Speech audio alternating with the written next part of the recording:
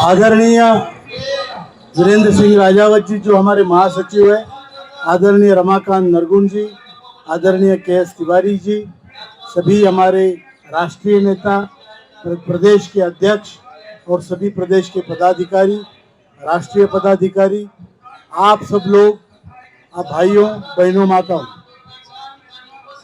आज का आंदोलन एक लंबी कड़ी के आंदोलन की शुरुआत थी।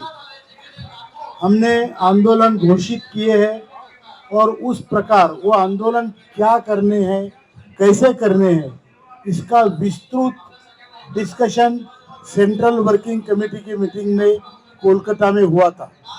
और वहाँ पर जो पूरे देश से आए हुए सलाह थी, वो सलाहों को, वो सुझाव को एकत्र करके हमने ये डिसाइड किया कि ये आंदोलन ऐसा होना चाहिए।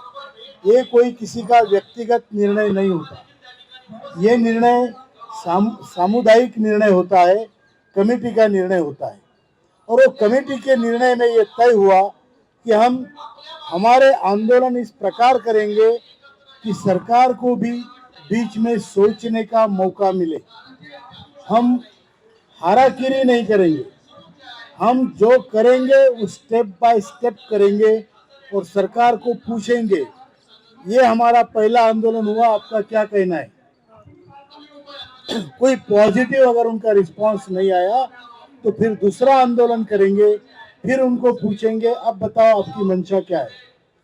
इस प्रकार से यह आंदोलन स्टेप बाय स्टेप हो रहा है। हम ये नहीं कह रहे हैं कि सीधा जाके आत्मदाह करेंगे, हम ये नहीं कहेंगे कि सीधा जाके आमरण अनशन करेंगे। आज का जो आंदोलन है ये शांतिपूर्ण ढंग से हमने आंदोलन किया है। और सच बात मैं आपको बता दूं कि हमने यहाँ पर ज़्यादा एमपीज को बुलाया भी नहीं, जो आए हो अपने मन से आए हैं, क्योंकि हम इस आंदोलन को कभी भी पॉलिटिसाइज नहीं करना चाहते। बराबर है, इसको राजनीति का रंग हमको देने को हम नहीं चाहते। नहीं तो कई लोग ऐसे तैयार होते हैं, आपका घोड़ा तैयार है वो घुड़सवारी करेंगे और युद्ध वो जीतेंगे, घोड़ा चाहे मर जाए। बराबर, समझ गए? समझ में आई बात? तो इसीलिए हमने ये सोचा है कि आज हम ज्यादा एमपीज को नहीं बुलाएंगे, जो आएंगे उनका स्वागत है, किसी भी पार्टी पक्ष के हो। आज के आंदोलन के बाद अगर कुछ शुभ संकेत मिलते हैं तो हम उसका स्वागत करेंगे, हम सरकार का स्वागत करेंगे, उपकार मानेंगे। अगर नहीं तो कुछ हम समय देंगे, उसके बाद पूरे देश में ईपीएफओ के ऑफिसेस को ताला ठोककर हम अपनी गिरफ्तारियां देंगे। मंजूर है? मंजूर है?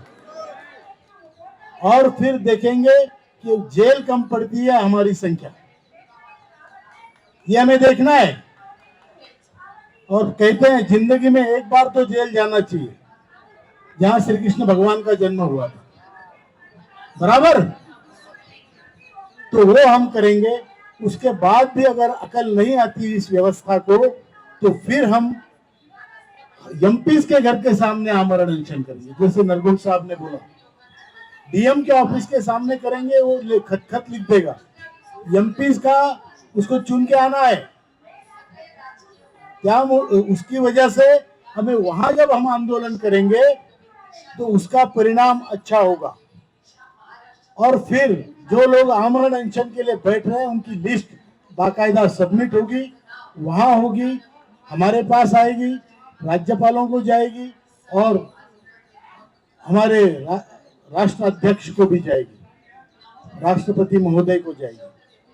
ये सब होने के बाद फिर भी सरकार को अगर अकल नहीं आती है, सिस्टम को अगर हमारा कॉग्निजेंस नहीं लेती है, तो हमारा फाइनल निर्णय रहेगा आत्मदाह।